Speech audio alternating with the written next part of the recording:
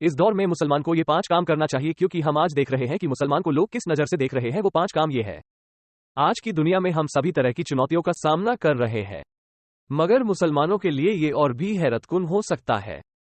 Number 1, इस्लाम की पहली सीढ़ी यकीन है। यकीन अपने आप को मजबूत बनाता है और हम सबको अल्लाह के अहकाम पर चलाता है।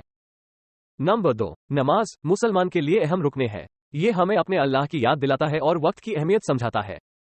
नंबर 3, ज़का या दान हमें सिखाता है कि हमें अपने सहूलियतों को दूसरों के साथ बांटना चाहिए और समुदाय के लिए काम करना चाहिए।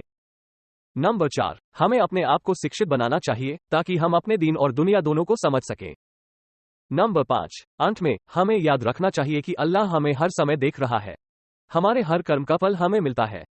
जो दुनिया में यह बीज बोएगे वही फसल आखिरत में यह काटेंगे।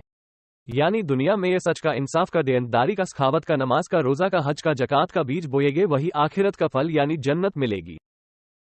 वरना अगर हमने दुनिया में झूठ का, मक्कारी का, फरेब का, जीना का, बददिनी का बीज बोएगे तो आखिरत का फल यानी जहन्नम मिलेगी।